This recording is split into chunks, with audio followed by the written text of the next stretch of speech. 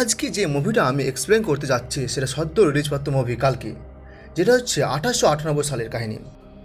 অসাধারণ মুভি, যার মধ্যে আছে ভরপুর ভরে action, science fiction, tragedy, history সহ অনেক কিছু।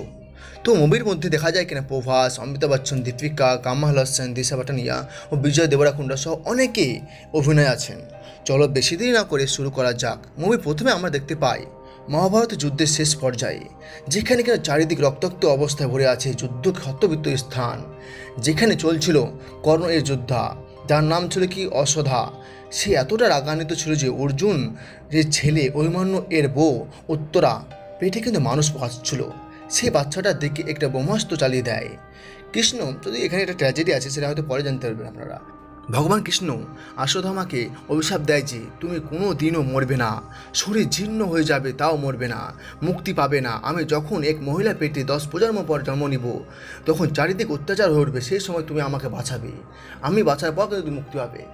যেমন সিন চেঞ্জ হয়ে চলে যায় 1898 সালে, অর্থাৎ মহাভারত যুদ্ধে প্রায় 6000 সালের পর, যেখানে কিন্তু সেই সব শেষ হয়ে গেছে। কোনো গ্রাম নেই, কোনো শহর নেই, বাড়ি নেই, শুধু একমাত্র কাশি, যেটা কিনা সবচেয়ে প্রথম শহর, সেই জায়গার ছাড়া কোনো কিছু না, সব শেষ চুরমার হয়ে গেছে। তো এখানে একজন জায়গা ছিল যে কাশি, তার একটা সুপ্রিম ছিল, সুপ্রিমের কিন্তু তিনি দেখাশোনা করতো, তিনি ছিলেন লিডার। তো তার মধ্যে একটা কমপ্লেক্স নামক স্থান ছিল, যেটা কিনা পুরো উল্টো পিরামিডের মতন। এই কাশির মধ্যে তার কমপ্লেক্সের বাইরে না ছিল কোনো পানি, না ছিল কোনো খাদ্য, কিন্তু পুরো দুনিয়া টেকনোলজি বেড়ে যায়, অনেক উন্নত মানের মেশিন, যার মধ্যে উঠতে থাকা পাড়া থেকে শুরু করে এক ধরনের স্ক্যানার মাধ্যমে মানুষের সম্পর্কে বিভিন্ন তথ্য জেনে যায়, যে তার মধ্যে কত টাকা আছে কি না আছে। কমপ্লেক্সে নামক স্থানে যাওয়ার জন্য তাদের কেন একটা অর্থাৎ 1 মিলিয়ন পয়েন্ট দরকার ছিল। যার কাছে 1 মিলিয়ন পয়েন্ট থাকতো সে একমাত্র কমপ্লেক্সের মধ্যে ঢুকতে পারত। এর জন্য অনেকের মধ্যে পয়েন্টের নিয়ে যুদ্ধ হয়েছিল। তবে সব থেকে দুঃখজনক ঘটনা হলো যে কমপ্লেক্সের মধ্যে মেয়েদের অবস্থা খুবই খারাপ ছিল। যেখানে অবস্থিত সুপ্রিম, সে 200 বছরও বেশি জিন্দা হয়ে আছে, সে কঙ্কাল হয়ে আছে, সে মেয়েটা প্রেগনেন্ট করে দেয় তার একটা অস্ত্র দ্বারা, সিরামের দ্বারা। কিন্তু যে মেয়ে প্রেগনেন্ট অবস্থায় 155 দিনে বেশি বেশি টেকে যায়, তাহলে সে মেয়ে বাচ্চা থেকে সিরাম যেটা বার হয়, সেটা সুপ্রিমে যদি শরীরে ইনজেক্ট করা হয় না, সে ভাবে কি আমি বিশাল শক্তিশালী ভগবানের মতন হয়ে যাব। কিন্তু আজ পর্যন্ত কোনো মেয়ে 100 দিনে বেশি টিকতে পারে না, সে বাচ্চা সহ মারা যায়। শুধু তাই না, যারা মারা যায় তারা কিন্তু আগুনে জ্বলিয়ে দেওয়া হয়, বিশাল অত্যাচার করা হয়। যেটা সহ্য করতে না পারে, ওখানে একটা সায়েন্টিস্ট ছিল যে কিনা কালীর সাথে গিয়ে, ও একটা তান্ত্রিকের সাথে গিয়ে সুপ্রিমের সঙ্গে দেখা করে, কিন্তু সুপ্রিমকে সে বিষ দেয়। আর অনেক দিন পর সুপ্রিম বলে ওঠে যে আমার কেউ একজন মারার চেষ্টা করেছে। সে সঙ্গে সঙ্গে সায়েন্টিস্টকে ধরে তাকে মেরে ফেলে। আসলে সায়েন্টিস্ট বুঝে ফেলেছিল যেটা এরা করছে না সেটা খুব ভুল, একটা জঘন্য বাজে কাজ। এদের পাশাপাশি কিন্তু একজন জাতি ছিল যারা কিন্তু র্যাবেরা জাতির নামে পরিচিত। তারা কিন্তু এখনও বিশ্বাস করে যে ভগবান আসবে ও তাদেরকে বাঁচাবে। তারা কিন্তু সাম্ভানা নামক স্থানে থাকতো।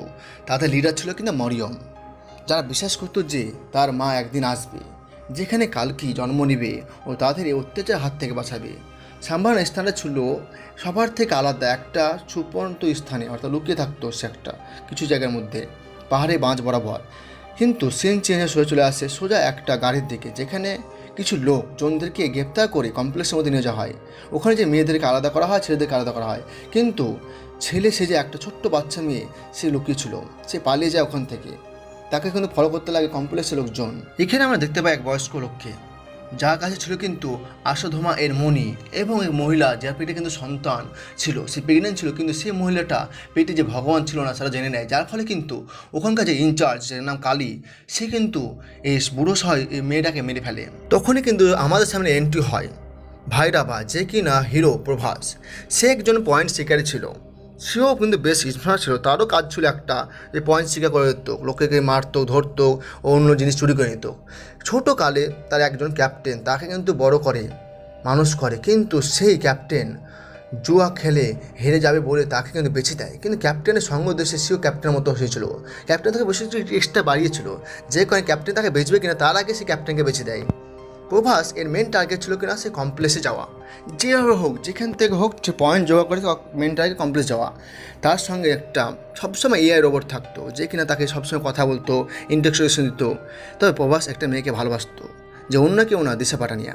তবে কমপ্লেক্সের মধ্যে একদিন জব পেয়ে যায় এই মহিলাটা, তবে তার সঙ্গে অনেকবার রিকোয়েস্ট করে তার সঙ্গে যায়। সে যে এদিক ওদিক কাজ করা বাদ দিয়ে শুধু ঘুরে বেড়ায়। কমপ্লেক্সের মধ্যে দেখতে পায় অনেক সুন্দর সুন্দর, যেখানে বাইরে একটা পানি পর্যন্ত নাই, ওর ভিতরে সমুদ্র নদীতে ভর্তি, বাইরে একটা গাছ পর্যন্ত ওখানে অনেক গাছে ভর্তি, একটা ফল পর্যন্ত না বাইরে যেখানে অনেক ফলে ভর্তি। মানে ওটাই ছিল লাক্সারি লাইফ। কিন্তু আমার বর্তমান করছে কি, গাছ কেটে ফেলে লাক্সারি লাইফের জন্য বড় বড় বাড়ি বানাচ্ছি, জানি না ভবিষ্যৎ কী হবে। এখানে কিন্তু প্রবাসে একটা অন্যরকম লুক ছিল। সে ওখানে যে এতটা ছটফট করে, এত জিনিস ক্ষতি করে, তার জন্য কমপ্লেক্সের লোকজন তাকে বার করে দেয়। অন্যদিকে ছেলে সেজে থাকা ছোট্ট বাচ্চাটিকে রোবটরা অর্থাৎ কমপ্লেক্সের লোকজনরা তাকে ফলো করছিল। ফলো করতে করতে একটা অ্যানসিয়েন্ট গুফার মধ্যে ঢুকে যায়। তাকে মারতে যাবে কিনা ওখানে শিব মন্দির ছিল, ওখানে এন্ট্রি হয় অশ্বত্থামার অর্থাৎ অমিতাভ বচ্চনের। তার মনিটা বাচ্চা মেয়েটা হাতে দেখে ও তার কাছ থেকে নিয়ে সে নিজের মাথা লাগিয়ে লায়। তারপর কিন্তু রোবটটাকে মেরে ফেলে ও বাচ্চাটিকে বাঁচিয়ে নেয়। ও কমপ্লেক্সের মধ্যে কাজ করা এক মহিলা, যার নাম ছিল কে সুমতি, সাথে সে দীপিকা, যার মধ্যে আছে অলরেডি একটা সে বাচ্চা, যেটা কিন্তু 155 দিন অলরেডি পার করে গেছে। সেই প্রেগনেন্সি তা জানিয়ে ফেলে সেখানকার লোকজন অর্থাৎ কালীর সুপ্রিমের লোকজন জেনে ফেলে। কালী তাকে ধরে নিয়ে এসে কিন্তু শ্রীরাম বানাবে কিনা তখনই এক ফোঁটা মাত্র তৈরি হচ্ছে, তখনই কিন্তু গণ্ডগোল হয়ে যায়। অর্থাৎ যেটা ভগবান কৃষ্ণ স্বাভাবিক এটা হবে, সে মেশিন খারাপ হয়ে যায়। আর দীপিকাকে তার বান্ধবী বাছিয়ে নেয়। সেই সময় এক ধনুক, যেটা কিনা অর্জুনে ছিল, এতক্ষণ পর্যন্ত যে ডিঅ্যাক্টিভেট ছিল সেটা সঙ্গে সঙ্গে অ্যাক্টিভেট হয়ে যায়, যেটা ছোঁয়ার সঙ্গে সঙ্গে তান্ত্রিক প্রায় 20 ফুট দূরে গিয়ে পড়ে, তার হাতটা জ্বলে যায়। অন্যদিকে যেখানে চারিদিকে আগুনে ভর্তি, যেখানে সাধারণ মানুষ দূর কথা লোহা পর্যন্ত যেতে পারে না, ওখানে কিন্তু দীপিকা তার পেটে সন্তান অর্থাৎ ভগবান কৃষ্ণকে নিয়ে অর্থাৎ কালকিকে নিয়ে সেই গত লাগে, একটা ফোঁটা পর্যন্ত লোম পর্যন্ত সে পুড়ে না। কিন্তু তাকে ফলো করছে যে কমপ্লেক্সের রোবটগুলো জ্বলে পুড়ে যায়। আর বাইরে থেকে কিন্তু একটা ওপর থেকে মূর্তি ভেঙে পড়ছিল সবার সাধারণ মানুষের ওপর, কিন্তু প্রবাস এসে বাঁচছে নাই। এখানে প্রবাসের মধ্যে একটা অন্যরকম শক্তি দেখা যায়, যদিও প্রবাস সেটা বুঝতে পারে না। আর সাধারণ লোক বুঝতে পারে যে আজকে ঘটনাটা অন্যরকম অদ্ভুত ঘটছে, কিছু তো একটা বড় কিছু ঘটতে চলেছে, যার ফলে তাদের ভগবানের ওপর বিশ্বাস আবার চলে আসে। কমপ্লেক্সের লোকজন দীপিকাকে ধরার জন্য 5 মিলিয়ন পয়েন্ট বলেছে, যে ধরে নিয়ে আসতে হবে তাকে 5 মিলিয়ন পয়েন্ট দিবে। যার কিন্তু খবরটা প্রবাসে চলে যায়, সেও কিন্তু তার পিছনে লেগে যায়। দীপিকাকে যখন সবাই পয়েন্টের জন্য ধরতে আসবে, তখন কিন্তু সোজা চলে আসে অশ্বত্থামা অর্থাৎ অমিতাভ বচ্চন, চলে এসে সবাইকে মারে। এখানে কিন্তু প্রবাসকেও সে অনেকটা আটকে দেয়, প্রবাসও কিছু করতে পারে না। দীপিকাকে সোজা চলে যায় নিয়ে সম্ভাবনা নামক স্থানে, ও সুরক্ষিত নিয়ে যায়। আর দীপিকাকে বলে হচ্ছে, তুমি আমার মা, তোমার পেটে যে বাচ্চাটা হচ্ছে সেটা সুরক্ষিত পৃথিবীতে আনা হচ্ছে আমার কাজ। সাম্ভার নামক স্থানে, যেখানে কিন্তু বছরের পর ধরে বৃষ্টি হয়নি, সেখানে দীপিকা আসার পরে সঙ্গে সঙ্গে বৃষ্টি হয়ে যায়, যার ফলে মরিয়ম সহ থাকা ওখানে সকলে তাকে মা বলে স্বীকার করে নিয়ে যায়, যেটা কোনো ফ্রড না, এটা সত্যিকারই মা। অন্যদিকে প্রবাসের কাছে কালকি চলে আসে, কালী তাকে কমপ্লেক্সে ঢোকার জন্য অর্থাৎ তার তড়ফড় করার জন্য তাকে কিন্তু ব্লক করতে সারা জীবন। কিন্তু প্রবাস বলে যে আমি পারবো দীপিকাকে ফিরিয়ে আনে অর্থাৎ সুমিতাকে ফিরিয়ে আনতে পারবো, যে কারণে তাকে বলে তুমি যদি সত্যিকে ফিরিয়ে আনতে পারো তোমাকে আমি নিজের হাতে ধরে কমপ্লেক্সে ঢোকাবো। যে কারণে কিন্তু প্রভাস চলে যায় তার নিজের হাতে তৈরি করা মডিফাই করা সেই কার্ডটা নিয়ে। তার একটা সে 5,000 জন্য একটা কিন্তু কাজ দেখে সে ধরে রেখেছিল, সেটা কিন্তু পুরো তার ফ্যান। সে কিন্তু সে সম্ভাবনা স্থানীয় জনতা ছিল, তার হাত ধরে সে কিন্তু ঢুকে যায়। আর অমিতাভ বচ্চন দীপিকাকে সমস্ত ঘটনা খুলে বলে, এটাও বলে যে আমার হাতে যে লাঠি দিচ্ছ না, এটা অন্য কারো লাঠি না, এটা হচ্ছে সর্বশ্রেষ্ঠ যোদ্ধা কারণের অস্ত্র, যেখানে আমার ফ্যান ছিল। লাঠিটা একমাত্র কারণের হাতে থাকলে সে একটা কাজ করবে, নচেত এটা একটা বুড়ো মানুষের লাঠির মতো। ততক্ষণে কিন্তু প্রভাস অমিতাভের রূপ নিয়ে দীপিকাকে কিডন্যাপ করে যাবে কিনা অমিতাভ বচ্চন চলে আসে। আর তাদের দুজনের মধ্যে কিন্তু বেশ ভালো ফাইট হয়, যেটা দেখার মতো। সেই টেকনোলজির মাধ্যমে তার গাড়িটাকে পুরো অস্ত্র অর্থাৎ কিংকংয়ের মতো বানিয়ে দেয়, তার সঙ্গে অমিতাভ বচ্চন অনেক ফাইট হয়। ঠিক সেই সময় কিন্তু কমপ্লেক্স এর লোকজন অর্থাৎ ইনচার্জ যে ছিল কালী, সে কিন্তু সুপ্রিমের একটা বড় অস্ত্র নিয়ে চলে আসে। সে কমপ্লেক্সে হামলা করতে লাগে, কমপ্লেক্স লোকের সঙ্গে তাদের লোকের সঙ্গে ভালো ফাইট হয়। সুপ্রিমের অস্ত্র দ্বারা যখন কালী বারংবার হামলা করছিল, কিন্তু তখনই ব্রিজ ভেঙে দীপিকা নিচে পড়ে যাবে কিনা অমিতাভ বচ্চন একা বাঁচতে পারছিল না, তখনই কিন্তু প্রভাস এসে অমিতাভ বচ্চন দুজনে মিলে কিন্তু দীপিকাকে বাঁচিয়ে নেয়। কালী যখন তার অস্ত্র দ্বারা হামলা করছে, তখন অমিতাভ বচ্চন একাও পারছিল না, তার হাত থেকে লাঠি যে পড়ে সে প্রভাসের কাছে, যেখানে প্রভাসের হাতে টাচ করার সঙ্গে সঙ্গে লাঠিটা প্রভাসের হাতে যখন টাচ করার সঙ্গে সঙ্গে লাঠিটা কারণে পাওয়ার পরিণত হয়ে যায়। সে একা পুরো এনিমিকে শেষ করে দেয়। আসলে সে তো একটা পুরো কারণ, যে কারণ কিন্তু মহাভারতে বেশ যোদ্ধা ছিল, বড় যোদ্ধা ছিল, সেই কারণ সুপ্রিমের পাওয়ারফুল অস্ত্রকেও ধ্বংস করে দেয়।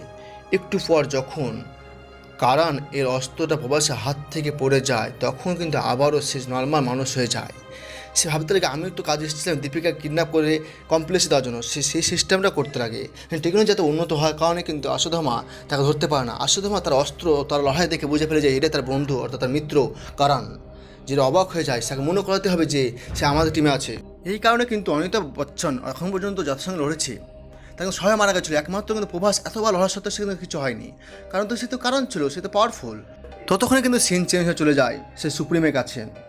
যে এক ফোঁটা সিরাম ছিল সেই এক ফোঁটা সিরাম সুপ্রিম এর মধ্যে ইনজেক্ট করে, ইনজেক্ট করার সঙ্গে সঙ্গে তার সেই কঙ্কাল শরীর থেকে পুরো শরীর সুস্থ হয়ে যায়, সে অনেকটা বেটার পাওয়ারফুল হয়ে যায় এবং সে উড়ে আসে আর তার পিছনে থেকে 7টা চক্র, অর্থাৎ তার মধ্যে যে ভগবানের অর্থাৎ কালকি যে এক ফোঁটা সিরাম ঢুকে গেছে তার জন্য এত সে পাওয়ারফুল হয়েছে। তার জন্য সে বলে যে আমি নিজে যাব দীপিকা যে পেটে সন্তান আছে তার কাছে সিরাম নেওয়ার জন্য, আর আমি তাকে চাইবো না যে সে জন্ম নেক কালকে এই জন্মে, কারণ সে জন্ম নিলে পুরো আমাদের প্ল্যান শেষ হয়ে যাবে, আবার দুনিয়াটা পুরো ভালো হয়ে যাবে, শয়তানের রাজ চলে যাবে। এই কারণে কিন্তু সে এই প্ল্যানটা করে। আর তখনই কিন্তু যে অর্জুনের অস্ত্রটা ছিল তীরধনুকটা, যেটা কিন্তু সাধারণ মানুষ কোনো মেশিন তুলতে পারছিল না, তুলতে পারছিল না, সে পুড়িয়ে ছিল, সেটা কিন্তু তার কাছে আসা ভগবানের শক্তির জন্য সে তুলে ফেলে।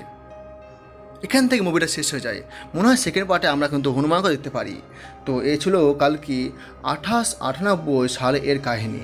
আশা করি ভালো লেগেছে। আপনারা যারা নতুন তারা প্লিজ দয়া করে সাবস্ক্রাইব করতে ভুলবেন না।